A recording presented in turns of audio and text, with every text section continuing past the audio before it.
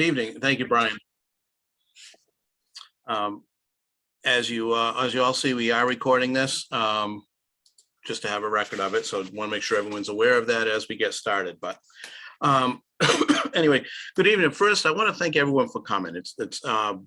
I've run a series of these during the campaign of community conversations.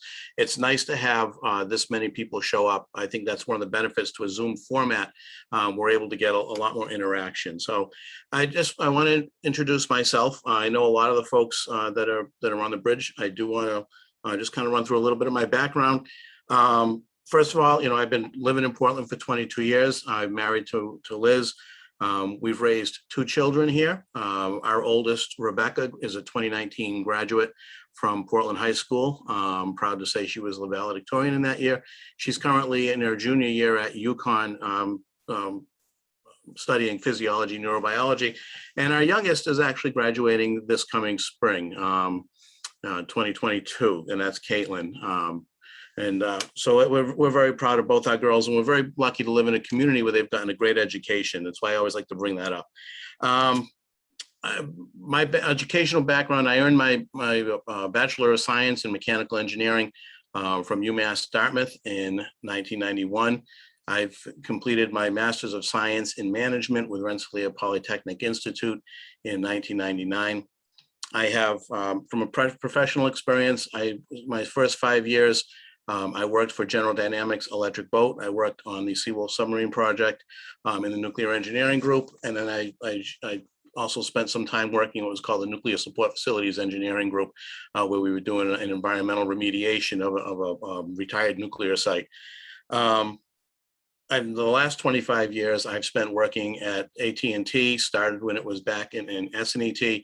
And during that time, I've had the opportunity to work I started off as an outside plant engineer, which effectively is the folks that, design all the stuff that you see out on the pole line.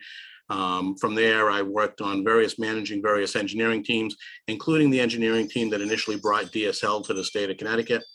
And for the last 16 years, I've worked as known as a data network consultant, basically where I design data networks for large commercial customers so that they can interconnect their facilities all over the world. So I have a background in technology. I have a background in managing folks, in managing teams of people. My volunteer experience goes back, for over 20 years, I've been an active volunteer. And proudly so in Portland.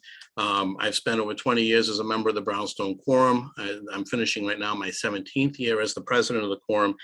I served 2 years as the charter president of the Portland Lions Club when we reconstituted that group in 2018. And I currently serve as a member of one of the directors. And I serve as the Global Service Team Coordinator for District 23, which is basically Eastern Connecticut. I've served as the Vice Chair of the Route 17 Park Building Committee until I joined the Board of Selectmen. I've served on Parks and Recreation. I've served on the Board of Education. And since May of 2017, I've had the honor of serving on the Board of Selectmen, where I currently chair both the Water and Sewer, BOS Water and Sewer Subcommittee, as well as the BOS Sidewalk Subcommittee.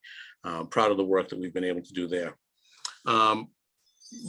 Reason I'm running is that when I take a look at the experience that I've gotten over the last 20 plus years as a volunteer, 30 years in the private sector, when I look at the the leadership experience I've had running organizations, managing teams of people, managing budgets. And when I look at the fact that I've been able to get results, I have a track record of being able to accomplish and get results through managing of teams. I look at some of the issues that we're facing, and I feel that I'm qualified and well suited to hit the ground running. And I look at some of those issues to me that have animated me since I joined the Board of Selectmen. And we've talked. I'm sure you've seen the platform, but my focus has been on, really 3 primary issues. One, how are we going to address the high cost of water in town and basically convert how we operate to a more sustainable cost model? 2, education. How are we going to address some of our aging elementary school infrastructure, and how are we going to address and get the track rebuilt now that we have had some, it basically has been, we can no longer use it for the activities of which it was intended. And three, a focus on continuing, economic development in town. How are we going to continue to basically promote our businesses, bring people into our community? Those are the types of things we need to do in order to kind of keep our business community thriving, helping them, get resources with young businesses that are trying to get started, basically trying to create that environment. But another big component of that is continuing to push on and however we can push on to get Brainerd Place moving, which I'm happy to say that finally that is starting to move. But another big component is going to be the redevelopment of the brownfields, the riverfront brownfield site down on Brownstone Avenue. So that's basically from all I really, from an intro perspective, wanted to go through, and I'm ready if folks want to give me some questions. So at this time, if you have a question, please indicate so in the chat box, or please raise your hand and we'll call on you. And at that point in time, you can unmute and pose your question to Jim. Who would like to start us off?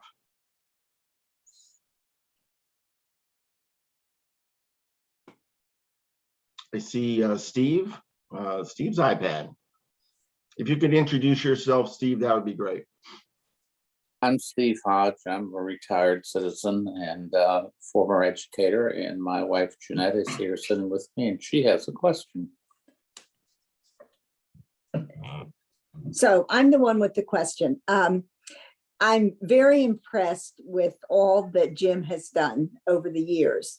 And I guess my question is more of a comment, and that is that I think it would be helpful to have all of that information really made public, because I feel as if some of what he was just going through, now I feel like I'm a pretty informed voter. I did not know, and I think it would be helpful to really get it out there so that everybody is aware of his background and all of his accomplishments, because I do think that would make a difference. Thank you, Jeanette. I appreciate that, and I think that we try to communicate that, and I think that we will definitely take that as a comment where we will redouble our efforts. I think it's very important in this election for folks to understand my background and the experience that I would bring to the job, because it definitely will make a difference in terms of how we're going to be able to accomplish some of the things we need to accomplish over the next couple of years. Thank you for that. And I do think that people are really watching social media, and a post every single day with something different that you have done and your background, I think would go a long way. Thank you. Thank you very much. After, just for the ease of logistics here, because we have a lot of people on, I'm actually very impressed with the crowd that turned out tonight. If Jeanette and Steve, if you could lower your hand, that'd be great, so we know that you don't want to pose another question. And at this point in time, I'll call on Chris Phelps.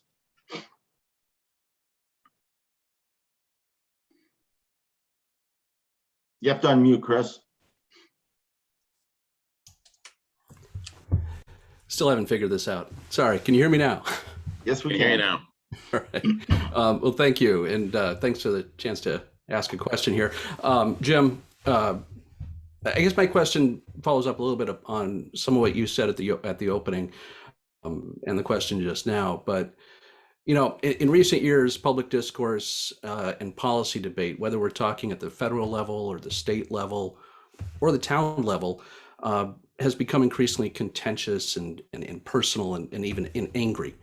And I'm knowing you, I wanted to ask the question, that considering your past service that you talked about briefly at the top, both as a community volunteer and as an elected official in particular, how are you prepared or preparing yourself to foster a constructive discourse on the issues that face the town of Portland over the course of the next 2 years, should you be elected first selectman? Thank you, Chris. That is an issue that I think we all need to be concerned and aware of.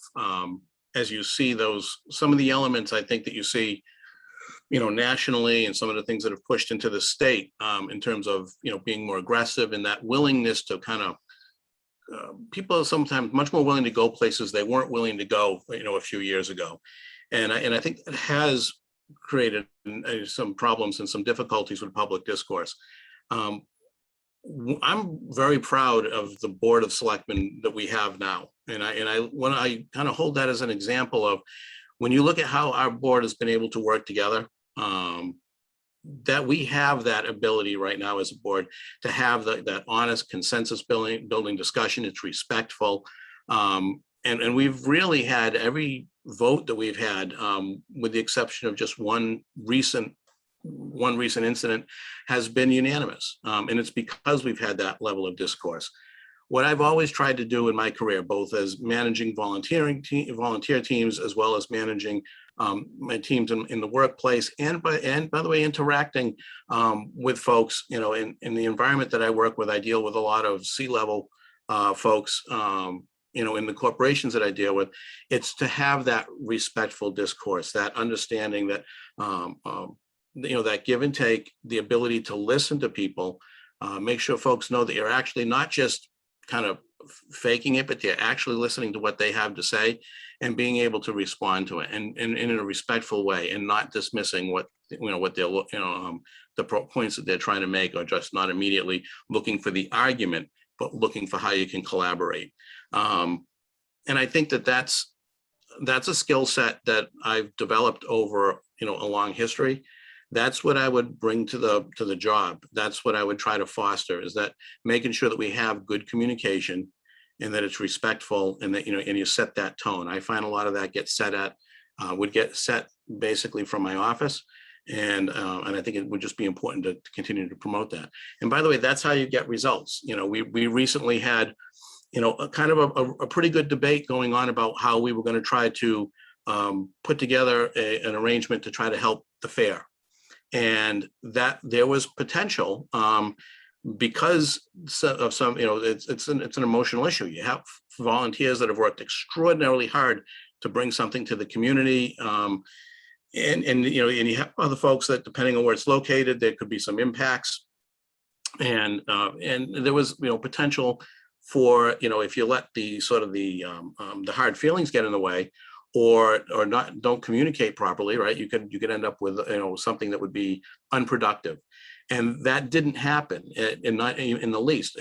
We basically had two groups, well, really a few groups, that we worked together in a very collaborative way. And at the end of the day, we were able to find a solution that worked for all parties. I think that that's the kind of leadership and discourse we would need to have. You have to set it as an example, and you have to be consistent with setting that example every day in every interaction. Thank you, Chris. And thank you, Jim. Thank you, Chris. Next up, we have Katie Bordenaro, who will be followed by Kathy Heron. Go ahead, Katie. Hi, Jim. How are you? My name is Katie. My husband and I just moved to Portland from Hartford. So it's a big change, but a pleasant change. We just bought a new house. I'm wondering if you could talk a little bit about how you're planning to develop downtown Main Street to bring more businesses in to the downtown area for, the group of millennials. I'm 35, my husband's 35, so that we feel like we can do, some errands and shopping in the downtown Main Street area of Portland, rather than having to feel like you had to go to Glastonbury or Middletown. Thanks so much for the time. Thank you for that. And first, welcome to Portland. It's a wonderful town. You're going to enjoy it here. Yeah, that's something that we're always working to do from an economic development standpoint. When we look at our downtown now versus, say, 18 months ago, a lot of the vacancies that we had have been filled in with different small shops. What we don't currently have are some of those types of stores that would stop you from having to go out of town, right, to buy a pair of socks or a pair of sneakers. And I think probably looking at some of that. that's one of the reasons I think that the development that's going on at Brainerd Place is important. It's very important that that has started, because in addition to filling of some of the vacancies we've seen in our downtown, basically in our district, we're looking at over 100,000 square feet of commercial space that's going to be built as part of Brainerd Place. So I think that's going to be an important element in terms of what shops go in there and what we're able to attract from an economic development. We just gonna have to keep advertising, right? What Portland has to offer. We need to keep basically promoting our town, and really continue that work to try to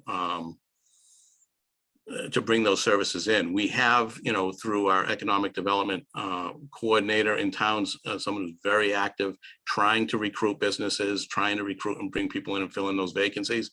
And we're just gonna have to continue with those efforts. It's like I said, we've been successful in terms of filling a lot of vacancies with some new businesses that have really opened up in the last 18 months that are going to enhance the community. We're just going to have to stay at it.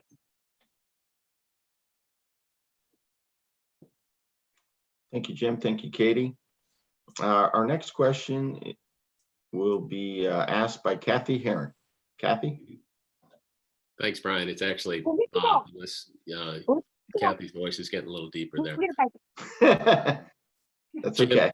Thanks for the forum. I'm so glad that you did this tonight. Kath and I live up in the hills, and not down on the main street. And I'm just kind of curious, I understand that the water system is a huge issue that is going to confront whoever becomes our next first selectman.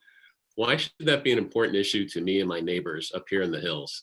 We're on septic, I don't get a lot of feedback from my neighbors that this is a big issue for them. And I think some of them, including myself, are missing some of the points. Can you, inform us a little bit on that?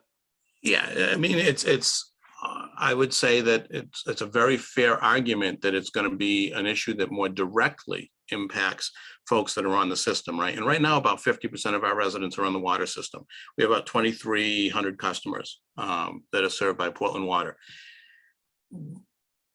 And the impact in terms of the community is twofold. One, those residents that are on the water system, the efforts that we're undergoing right now to find a new source of water, basically a Portland-owned source of water, so that we can shift that cost model. I'm not sure if everybody's familiar with the issue, but I'm going to run through it real quick. Right now, we get 40% of our water from our town well.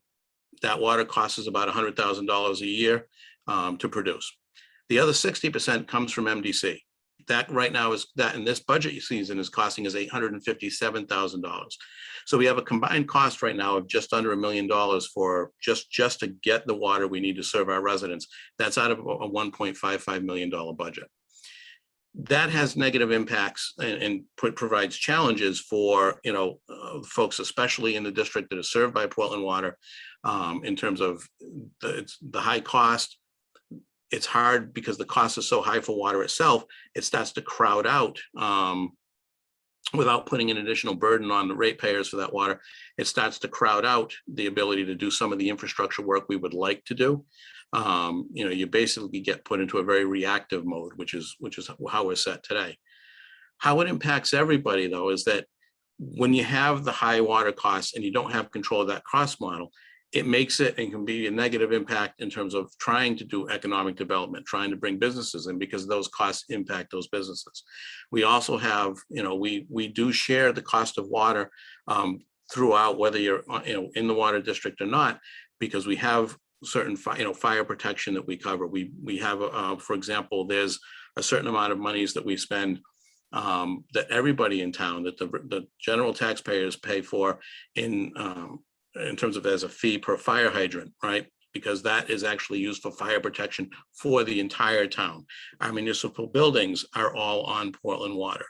So, so those costs are shared to a degree by every ratepayer. So you've got both, so you have the real direct impact to the folks that are on the water system that are getting their bill. And we want to try to get this under control because it's going to help them very directly. It's also going to very directly help with economic development, but also you have the indirect costs associated with the fact that everybody ultimately pays for put water in one respect or another, right? Again, schools, municipal buildings, the new town park, irrigating our fields, fire, basically fire hydrants, right? That cost is shared. Getting that under control benefits the whole town, period. It makes our town more attractive, more competitive, and ultimately that helps with economic development and will help out the entire community. Thanks, Jim. Is it too early to tell, a follow-up question on that, if the cost will roughly be what the cost for the 40% are right now? I mean, there's obviously going to be some development costs and some money that will come in to help fund the project, but. Sure. You know what, I'll that's a great follow-up question, because I wanted to get to the other part. So what I'll say is that the goal of finding our own Portland-owned source is to take that 60% that's currently costing $857,000 and try to make that cost model look more like the cost model for the 100,000. So when you sort of average it out gallon for gallon in terms of just producing the well, right? Developing the well and producing the water, those costs are associated with that are your electricity, your maintenance, the personnel costs, sanitation, things of that nature. If you kind of average that out, you could get to a water cost, the cost to produce water of maybe $250,000 to $300,000 versus the $1 million today. Again, right, that's an estimate, but I think it's a rational estimate. The part that we don't know yet, and it has to be, and I've always made sure that I talk about this as well, is that there's going to be a cost to implement the infrastructure to interconnect, right, to develop the well and to interconnect the well with our existing infrastructure. We got to make sure it's done in an appropriate place, right, with appropriate size facilities to be able to carry the water, etc. So we know that if there are certain areas that if we target them that are proximate to where our to our water system, that those costs for interconnection would be lower. There's also other potential locations where they would be a little bit further, right? So that's a variable cost. Even when you start looking at, when you look at the availability of some of the federal monies for infrastructure, which are specifically targeting, assisting with water systems, when you look at some of the potential, absent those, for rural water loans or other mechanisms to help fund at a very attractive rate, that type of infrastructure. Even if you looked at, if you look at a $2 million build, right, or a $3 million build, well, if you're going to pay that back over time, maybe it adds, $150,000 annually to your cost for to operate your system, versus if you have a larger build and it's 10 million, well, now maybe you're paying $350,000 a year for that infrastructure. Regardless of how the final numbers come out, if you're looking at a $600,000 cost for both developing your water and the associated infrastructure costs versus $1 million today, you're already, you're in good stead, right? You know that that's a positive direction. That's a shift in the cost model. That doesn't even account for the fact that, I've sat as by the way, Selectman Zampano, who's on, he serves with me on the water and sewer subcommittee for the last several years. We've sat in the room, we've had the conversations with various groups, including MDC. And MDC has been very clear that they're signaling we're going to see continued double-digit increases. That's a big factor of what's happened here, right? Over the last, if you go back to the 2015 budget, our water from MDC, our water bill was $467,000. This year, the budget's $857,000. That's over 83%. Just in the last 4 years, we've seen a 45% increase. Now that 45% increase there was only a 2% increase this past year from MDC, right? And that because they didn't raise it as much, ostensibly because of everything going on with COVID. I think it would have been a very bad move to continue with double-digit increases. The signaling is we're going to see those increases resume again. And when we start projecting out, because we actually have built a model so we can look and start projecting costs out and try to get a handle on this. When we do that, water costs from MDC could be at $1.1 million by the end of our contract in 2026. So the urgency that I feel with this issue and why this is a day one issue is we need to get, basically we have gotten a $250,000 grant from the Department of Public Health. We've been working, with them along this process as we've evaluated other options.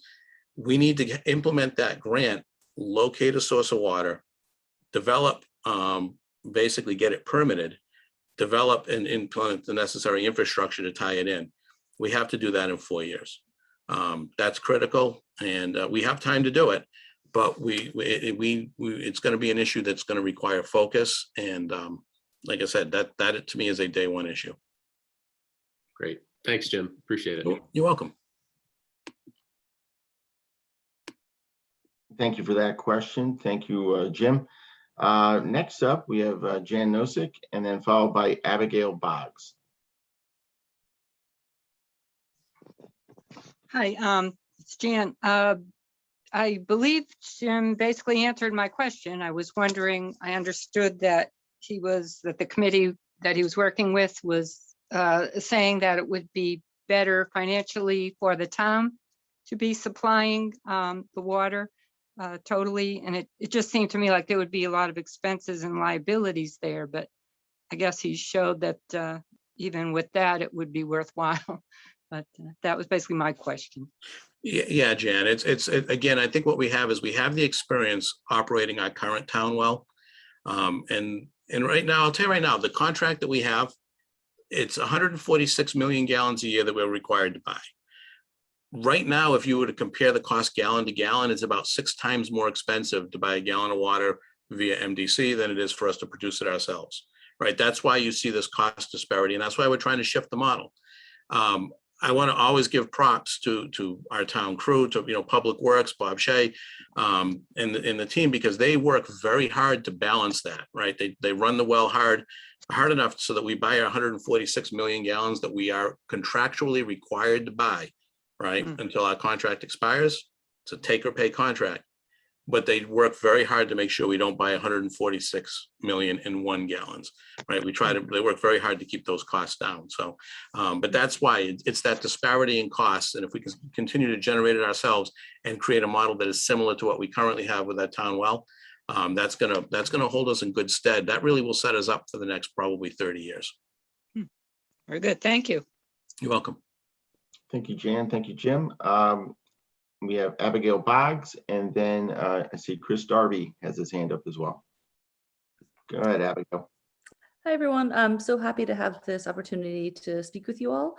I'm curious about how and where, Mr. Tripp, how you think your approach to being first select person would differ from Mr. Curley's, given that we don't have a chance to have both of you in conversation together, which I think is unfortunate.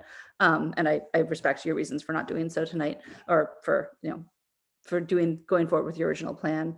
My partner and I really liked meeting with you and having a conversation about water and also increasing internet connectivity, which is important to both of us as people who work from home often these days. But I would love to hear more about other issues, maybe questions you would have asked had you had a chance to speak with Mr. Curley directly in a public forum. Thank you all again. Thank you for the question. I'll approach that from the perspective of, again, I think that for me, the big difference, it has to do with experience. It has to do with, I've been managing teams and people for a very long time, and I've been managing them to obtain results.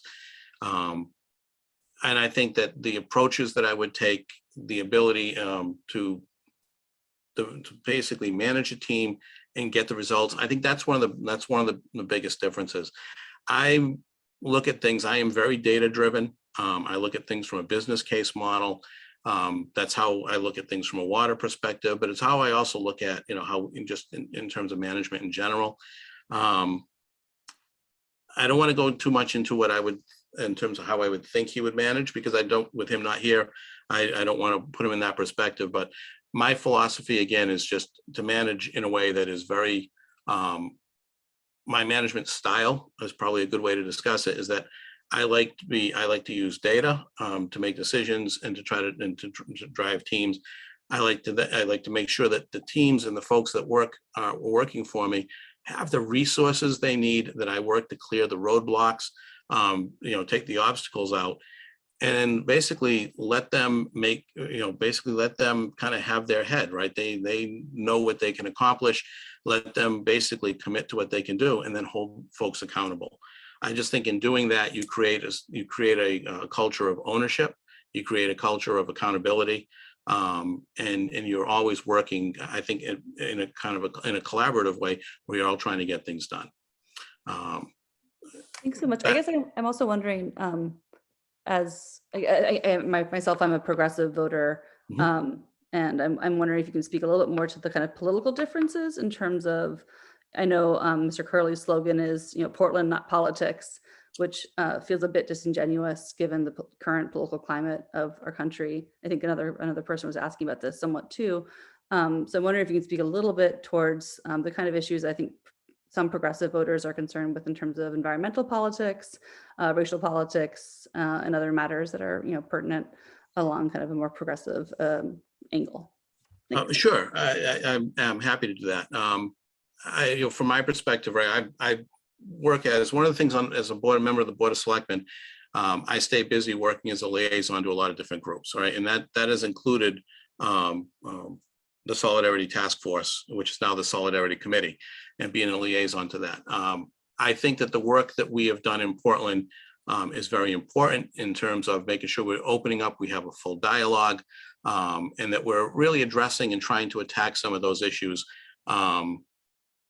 that we need to in our society, right? Again, talked a little bit earlier about some of the discourse that tries to creep in, whether you see the protests on the bridge and, at the bridge every month, with the flag waving and, some of that, really just some of that anger that I think is unfortunate that creeps in and is really kind of creating in some ways that negative environment. We need to always be, fighting against that. When it comes to, I think this is the second time in terms of discourse. So I will also say this, I look at things, we have seen a permission slip, that has been sort of given, right, where people feel that it's okay to say and do things that are just, to me, in a civil society and civil discourse, we shouldn't do. We've seen that with some of the signs, for example, some of the flags. I think probably the one that bothers me the most, and I think one of the differences, if we're going to look at a difference in terms of setting tone and standing up to this kind of discourse, I would say that one, for me, there's a flag in town that basically uses an expletive in terms of Biden and an expletive for the people who voted for him. Underneath that sign, there is a candidate sign. There is a sign from my opponent. That is something that, as a candidate, if I handed out signs to folks and I saw one of my signs in that perspective, I would not leave my sign there. I think that to me, that's inappropriate. That's being, in terms of, there are some things as a leader, you need to stand up and say that that's not right. And if it costs you a vote, it costs you a vote. If it upsets a particular mindset, but it's a mindset that we need to stand up in order to protect our community from having and devolving into a community where we have a lot of that anger. To me, that's a fight worth having. That is a fight that I will be willing to take on, every day that I'm sitting in office and, as first selectman. I think it's very important that we stand up for those principles. That we fight for that discourse, and we fight against that anger and that bigotry, and folks that are, it's a tough. The fact is that you've got, an individual has, with the First Amendment, they have a right to put that on their property. I think that it's incumbent upon us who want to maintain that civil discourse to basically say, we're not going to validate it or give any credence to it and to stand up to it where we can. And that is a principle that I will adhere to as the first selectman of town of Portland. Thank you so much. I look forward to voting for you. Thank you very much, Abigail. Thank you, Abigail. Next up, Chris Darby. Hi, Jim. Hi, everybody. Hi, Chris. Thank you for hosting this. Thank you, Jim, for all your service to the town too over the years. I was told we could only ask one question, so I'm going to give you a homework assignment for one. That's all right. Your typical teacher, Chris. Well, yeah, it'll be a pass-fail thing too. Oh. I'm particularly interested, and I want to, again, thank you for your service with expanding the airline trail here in town. I think especially during the pandemic, that was, yeah, it was just a great resource for our town. I use it like multiple times a week, and I'm really happy about it. And I'm also really looking forward to that, getting that last little extension into East Hampton done, which I think is moving forward, is my understanding. I'm just curious to know about your ideas for what the future of the airline trail is as we move it farther, what is that, west, toward downtown, and kind of some ideas for what that might look like in terms of sustainability and development, and also the funding for that as well. So the first thing I'll say is I am a very proud and long time supporter of the airline trail, and I proudly worked trying to help out where I can in terms of the maintenance and things like that. But that's one committee I haven't had the pleasure of serving on. So I'm going to shout out to my friends Riz and Lou Pear, who have worked and chaired, as well as the entire team, who's done a fantastic job bringing that resource and promoting it in town. When it comes to moving it to the west, right now, I think we need to continue. I think there's a couple of elements of that. We have the outlines of a path that would be able to get it from where it sits today all the way basically to the rail station, right? We kind of know how that can happen. The last status that I've seen on that and heard on that has been, there's just a couple of folks that need some additional outreach in terms of getting the memorandum of understanding. And so that we can get that, once we have everything signed and we have the path locked down from, basically all of the landowners have agreed and signed that memorandum, then we can get the funding we need to do basically phase 2. Phase 2 will get us to Route 17. Now, from Route 17, there are some properties that actually should fairly efficiently be able to get us into the center of town, which I think would be, that's going to be wonderful to be able to do that for a whole host of reasons. I think Route 17, though, is we're going to need to look and think, large enough in terms of funding some sort of a bridge to go over that road. We need a walking bridge. My kid brother's a lineman with Frontier, and he was actually working and moving for cable facilities for an airline trail project on Route 44, where they were basically putting an aerial bridge in and to keep folks safe. I think that's going to be very warranted. Where that's going to come in back of Dairy Queen and where it's going to go across, I would be concerned about folks, going around the corner too quickly and having that an interaction that none of us want to have, or none of us want to see occur.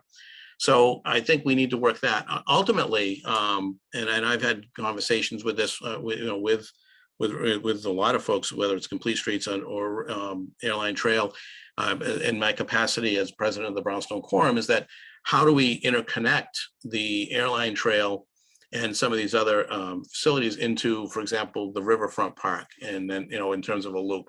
Long term, I'd love to see us interconnect to the Riverfront Park to the airline trail, getting it all the way into town, have a connection that goes to Middletown, and have something that runs along the Connecticut River up to the Glastonbury Riverfront Park. I just think that the amount of resources and the amount of folks that are using them, it really warrants. I think it's been a tremendous asset. And I can tell you, as you know, I live right next door to the trailhead over here. It is definitely one of the more used facilities in town. It's a tremendous asset. So my view as a first, I would do everything I can do working with the committees to support and try to help expand it. I think that tying it into town is good, both from an economic standpoint and giving people the ability to basically ride or walk to destinations instead of taking their cars. But it's also just great for the health and well-being of our community. Yeah, great. Thank you. And then the thing, just a homework assignment, if you don't Sure. mind. There was an article yesterday about I think yesterday or the day before, about the trash facility in Hartford and how that's going to be phased out. So I just think I'd like you or Mr. Curley or someone to really give some thought to our trash disposal as pertains to the future of that facility, which is quite limited, and how that would impact sustainability measures in our town. And thanks again, appreciate it. I will definitely take that as a homework assignment because I have not seen that article yet. So appreciate it. Thank you, Chris. Thank you, Chris. Next up, we have Glenn and then Liz Habino. Hey, Jim, can you hear me? I can, Glenn. How you doing, PJ? Good, good. I was just wondering, you mentioned that you wanted to do some infrastructure changes to the school systems. Outside of that, as First Selectman, what kind of changes do you see yourself implementing when it comes to our education, as well as equity, diversity, and inclusion within the school? Well, I think a couple different issues there. From a Board of Education and how we're going to kind of reconfigure our facilities, I think we need to see what the report is going to look like, right? We had the Board of Education commissioned a report called the Sightlines Report, which took a look at all of our facilities across the board and came up with a number of about $28 million of required investment over the next 5 to 10 years. A good amount of that is concentrated on our elementary school facilities. We now have the school facilities study group that is working and analyzing that Sightlines report with a focus as to what would make sense in terms of our elementary facilities and how we configure those. I think, as you know, a lot of that is going to be driven, a lot of those policies are going to be driven by the Board of Education and those recommendations that come to the Board of Education, the Board of Selectmen. I don't necessarily want to prejudge them. I have my thoughts in terms of what I think the right path forward would be. But obviously that committee right now is they're sort of in the heat of doing that work.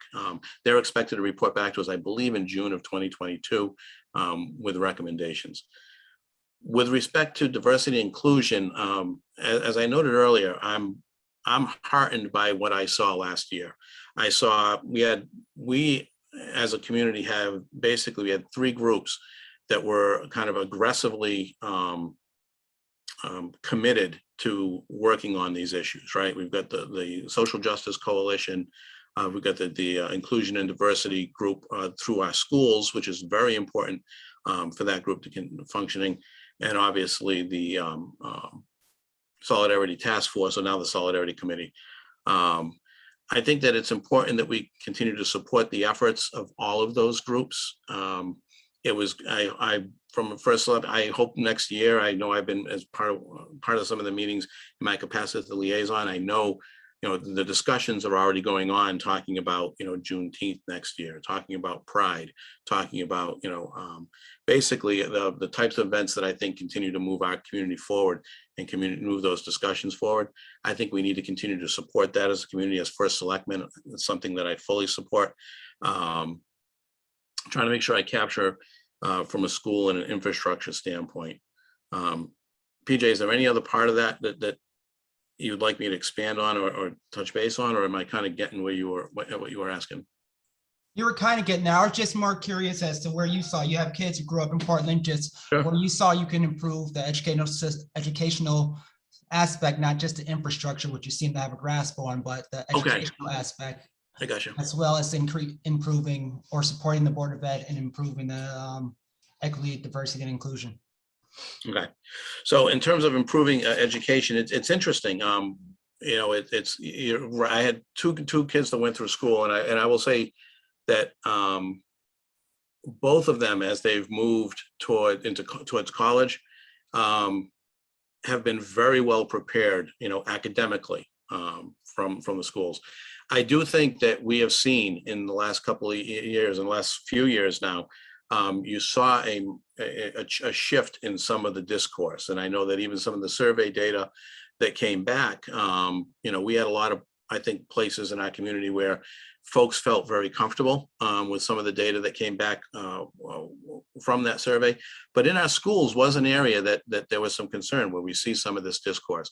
I think that the diversity, the inclusion group that is working within the schools is very important. It's not a group, it's not a meeting that I attend regularly, just given the nature of it and the timing of it. But I think we need to continue those efforts across the board. In terms of improving education, I think a lot of the steps that we see the Board of Ed taking right now, we've done a lot of there's a lot of things to support our students that have been put in place. The social, emotional that has been put in place to help support them. But is also a lot of that support, the reading support, the English language support, which has been growing. I think the efforts to bring students back into district, which improves, as opposed to outplacement, the efforts that Don Davis has been doing on that front, all of those things I think are enhancing the quality of education. I think when we look at our secondary facilities, I think that there's going to be a good hard look at how those facilities are combined and whether or not there is whether or not there is an effort to bring those facilities in a way where you have a little bit less fragmented, right? I think sometimes there's a concern that, you have kids that go, K1, pre-K, kindergarten and first grade, and then do second, third, and fourth, right? And then you go, fifth and sixth. And every time you do that, you've got, you have kids whose the relationships that they formed and, kind of get shifted. And of course, the folks that have been supporting them and understand their needs, those folks and those players change. I'm very curious to see the recommendations that come out of the committee as to whether or not they think that with some sort of a consolidation of the schools or a realignment, whether or not only can we get to a better cost model and we can get to but also get to a model that's going to be better from an educational and a student support perspective. I think that's something that we really need to pay attention to. And then it's going to be when those recommendations come, it's really going to be what are the resources and how do we then look towards the long term of how do we actually fund some of those needed changes.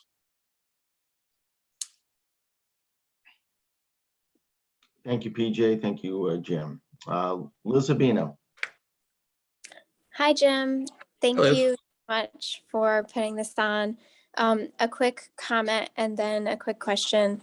I just wanted to thank you for answering the questions that the Portland Social Justice Coalition had put out to all the candidates. So I want to let people know tonight that we did ask questions to you, to Ryan Curley, and to the other Board of Selectmen and Board of Ed candidates, and that people can find those questions and answers on our Facebook page at Portland CT Social Justice.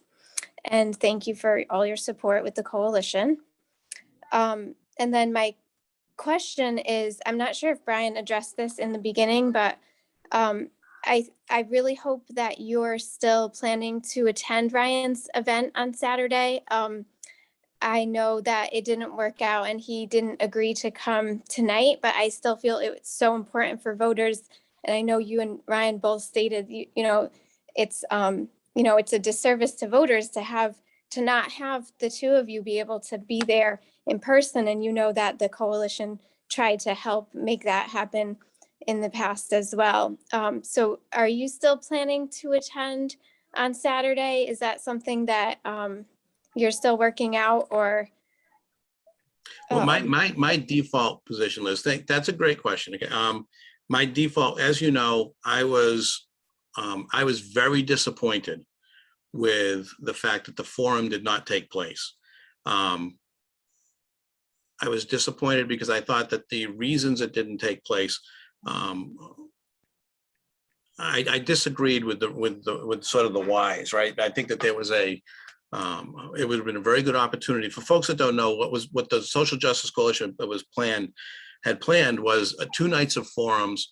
One night was going to be the Board of Selectmen candidates, First Selectman and Board of Selectmen candidates, for basically to take questions from the public. And the second night was going to be the Board of Education candidates. So that would have really given Portland an opportunity to see a broad array of candidates and to ask questions. And I think that would have been very, very beneficial. Unfortunately, that, again, that didn't happen. I can tell you from our perspective, we were very much willing and in favor of going. All of our candidates were going to be there, and all of our candidates were willing to go, even though it didn't happen on the other side. From this event on Saturday, I will tell you that I am planning to go as it sits right now. I've been focused on getting this event. We had to revamp a lot to change it because the nature of this event obviously changed. Our intent was, until we heard yesterday midday, that it was going to be a solo event. So our intent was different, right? Our intent really was basically the format that I had invited Mr. Curley to attend was that, I said, I would bring questions, he would bring questions. It would be, I think, a good discourse that way, as well as the community brings questions. So it would, I think, it would have created a very enlightening and interesting environment. And again, with the full intent of, as it has been tonight and as it always should be, civil, honest discourse about where and what, where we want to go as a community and what we think is the best for the community. I'm gonna, like I said, my plan is to be there on Saturday. I want to understand, because I haven't had a chance to talk format or really understand what the driver is at this point. And plus, now it looks like we may, have a monsoon. So I think there's a lot of things to work out, but my plan is to be there. I typically don't pass up any opportunities to engage with voters. That's been one of the things I've really enjoyed in this campaign, is sitting, talking with voters, answering questions. And a lot of times I find that if I do a little bit more, as Chris would say, homework on the questions that I get, that just makes me a little bit better candidate and a little bit better ready, a little bit more ready to take the job on when I'm elected. So thank you for that. Thank you so much. Thank you, Liz. Thank you very much. At this time, I don't see any questions. But before we conclude, I do want to recognize a couple people. We have a longtime Democratic town clerk, Bernie Dillon, on the call. Great public servant, so I just want to recognize her, as well as First Select Woman Susan Bransfield is also on the call. And thank you for your 18 years of service as First Select Woman here in Portland. Yeah, I guess, are there any before we?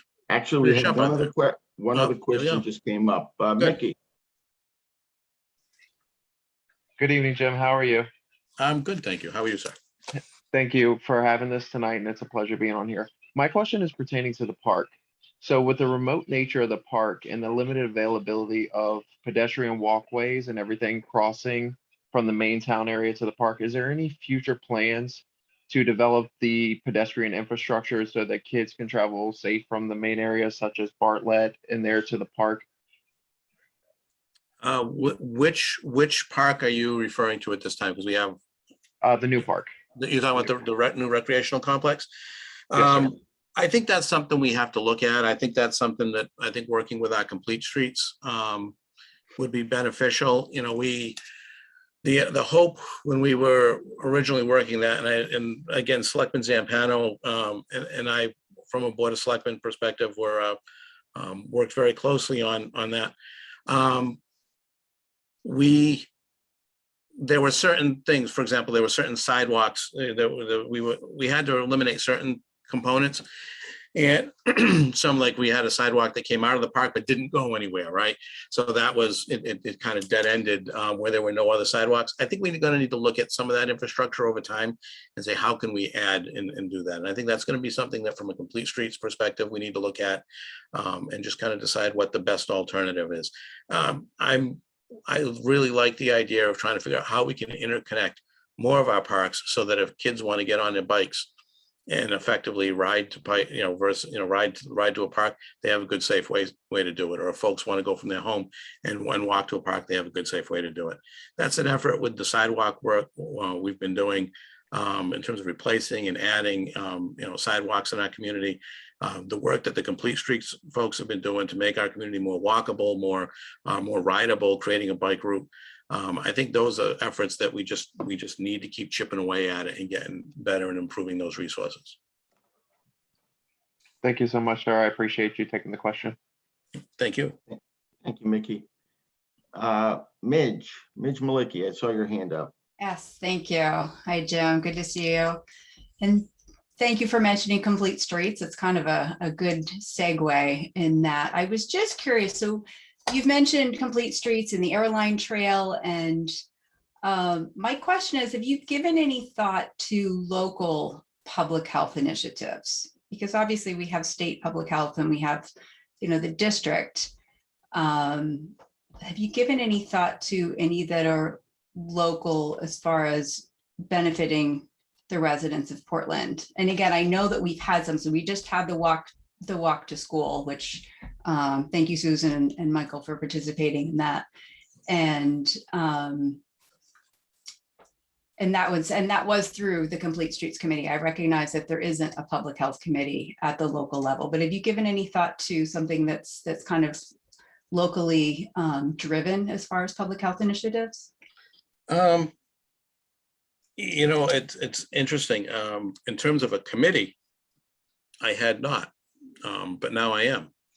And I will. I think that's a very interesting idea in terms of bringing people out. I've always taking more of the approach of, working on the facilities, right? Whether it was the Riverfront Park and the walking trails and all that we've done that provide a venue for people to do it, or the Route 17 Park, right? And obviously the great work that the Airline Trail folks have done on the Airline Trail. So it's always been more from a facilities perspective, but it would be interesting to contemplate, how we would maybe try to have a committee that tries to incent or get people out and to use all those things to promote that. I think it happens individually, but it's an interesting concept. I will think about that. That'll be one of those. That'll be another piece of homework. So I appreciate that's an interesting suggestion. Great, thank you. Thank you. As I said, I love the questions because it helps. Sometimes you get some good, get some good things to chew on afterwards. So thank you very much. Thank you. We've approached the 8 o'clock hour, but we do have one more question. I see, and then we'll have Jim wrap up at the end, but we have Lynn Jaseski. Hi, Jim. How you doing, Lynn? Good. Good to see you. As an employee of Portland and working with Senior Resources as the new administrator, I have a lot of hope for the future of the senior center. It's going to need some funding going forward if the kitchen grant gets approved, but there's a lot that I see for the future, having it morph and become, vibrant again. Do you have anything that you'd like to add where you could see that we could find some more funding to enhance the kitchen and support the senior center? Yeah, I mean, I think one of the things we've been very good at, and our first select woman has been, and Tom Robinson have been very aggressive, and I think we always need to be very aggressive at how we find, basically alternate funding sources, right? Grants and other funding sources to help us do this type of work. I think that's the same here, right? We're talking about, a grant to try to do, to upgrade the kitchen facilities so that we can provide more by way of meals and such to our seniors that are using the facility. I think we always need to look for those opportunities. I can't give you a specific now in terms of how we would fund it. It's just not. It's something where I think we'd have to really sit down and take a look at what are the plans. I can say that having talked with you a bit about some of the plans to work cooperatively, both and basically have this collaboration between youth and seniors, I think is a great idea. And as First Selectman, I look forward to working with you on how we can improve the facilities, improve the services that we're offering to our seniors, how we can improve, for example, providing rides and access, so that the seniors can get to more places, especially coming out of the pandemic. I know right now we do a good job in terms of medical appointments and things like that.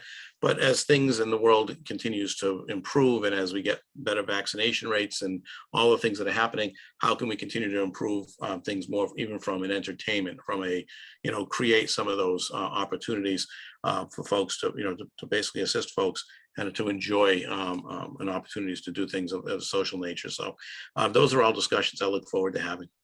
Likewise, and Susan's done a great job, and I'm looking forward to having it continue. So thank you. Looking forward to it. Thank you, Lynn. And I actually see a last second hand come up, John Hall. Hey, thank you. All these great questions. And many of them involve funding, and it brought to my mind the question, has Portland been awarded ARPA funds, funds for municipalities through the American Rescue Plan Act? And if so, has a decision been made about how to use those funds? We did get an award, I believe, and I don't have the exact number, but I believe that our total between the grant and then the grant that came from basically the allocation from what would have been the county portion, I believe we're a little over $3 million. The first tranche, I believe, was in that 1.4 maybe million. And again, don't quote me on the exact numbers, but from a scale perspective, that's right. It's in that ballpark. I think there are some requests. For example, we did have a request that has come in to do some work, infrastructure work associated with water, using some of the ARPA funds, and that's one of that is one of the that is actually one of the uses that are like a default, a target use. In this particular case, the request, which is not, it's something that it has to be considered. But the request was to look at doing some work with water facilities that have been problematic, what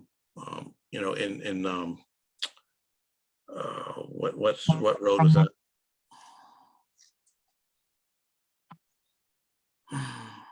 Russell Avenue, sorry. But looking at Russell Avenue, and there's some significant work in there that needs to be done. So there's some of those discussions that are going on. But I think that we need to look at, again, we're gonna have to look at how we can allocate and what the appropriate uses would be for that going forward. Thank you, John, and thank you, Jim, again. That concludes our program at this time. Before we adjourn, I'll hand it back over to Jim for final comments. Sure. Thank you. First of all, thanks to everybody for coming tonight. Getting this many folks to come out, basically to get onto a bridge and talk about these issues and ask questions. I appreciate it. I think it's very heartening to see folks that are invested and want to discuss it. So thank you very much for participating this evening. I will say, as I always do, if you have any questions, feel free to reach out. I think everybody at this point knows how to get a hold of me, but feel free to send any questions along. I'm always willing to sit down and talk with anybody about these issues. I think that's something that I always enjoy doing. And again, I do this for one reason, right? I look at what I have gotten from the town of Portland, and how basically how good the town of Portland has been to me, has been to my family, the education my kids have got, right? I love the town. I love serving the residents of Portland.